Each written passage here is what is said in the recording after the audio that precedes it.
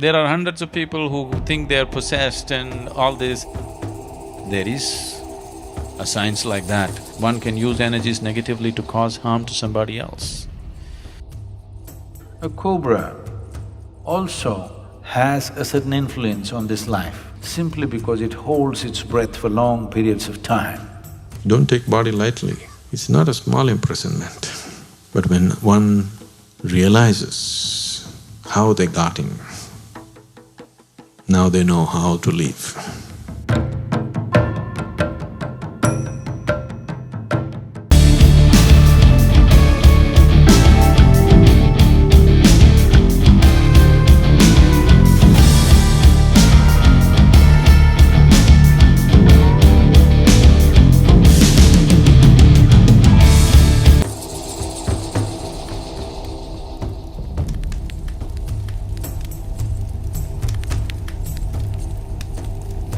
This disembodied life has no discriminatory mind.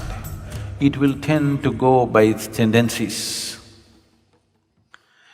Whatever karmic substance which is still not dissolved, which will form a certain type of tendency, will drive it in certain directions. Certain directions means wherever there is life,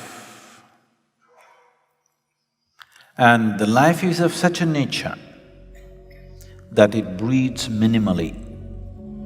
For example, a tamarind tree. If you go and watch the other trees, you will see a lot of birds will be sitting for the night's rest. No bird will settle down on a tamarind tree because the level of oxygen around a tamarind tree is extremely low. It may also move in the direction of a yogi who has a certain mastery over his breath because he is not breathing as much as others are breathing.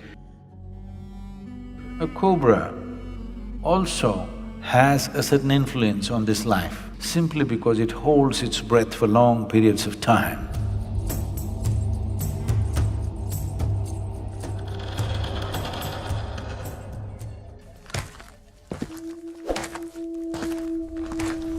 There are hundreds of people who think they are possessed and all this.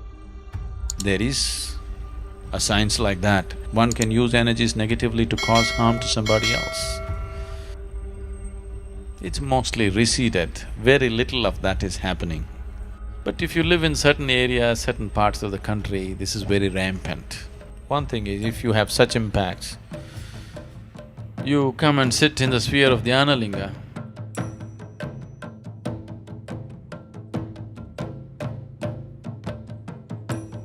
because there are occult dimensions to Dhyanalinga which just nullifies all this.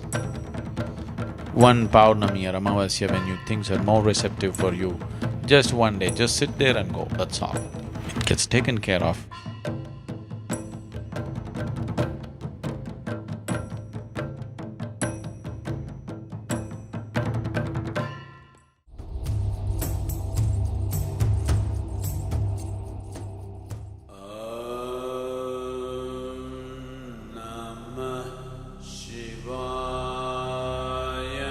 Your physical body is something that you have loaned from the planet on which you're living.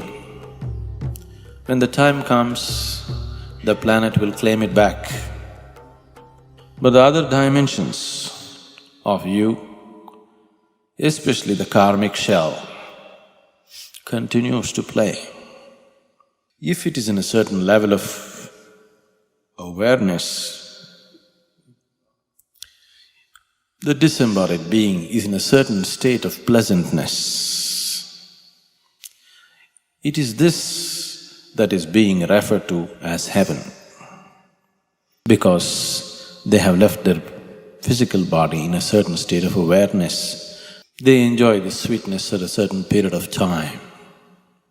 A holiday, a vacation, before you take on another physical body. Similarly, if people live in certain states of fear, anxiety, anger, in certain states of ignorance, the karmic shell has acquired a certain kinds of unpleasantness about itself. This unpleasantness is what we refer to as hell.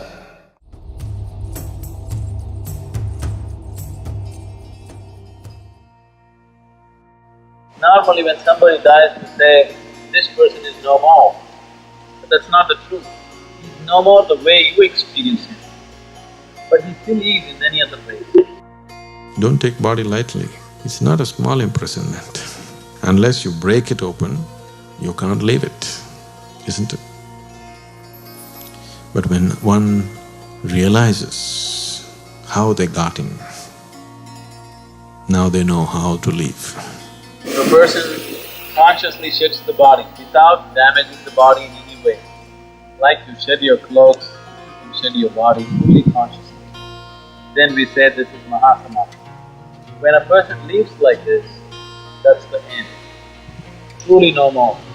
Once again, whatever you called as myself has just dissolved and become a part of the consciousness. Full circle. Nothing is nothing. Yoga Chitta Vritti Nirodha Tada Drashtuh Swarupe Avasthanam.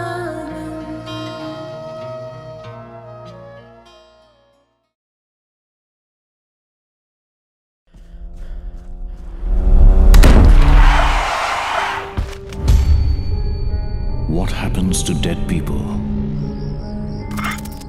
Do they become ghosts? Do they haunt houses? Do they possess you? Sadhguru demystifies the dead. When a person dies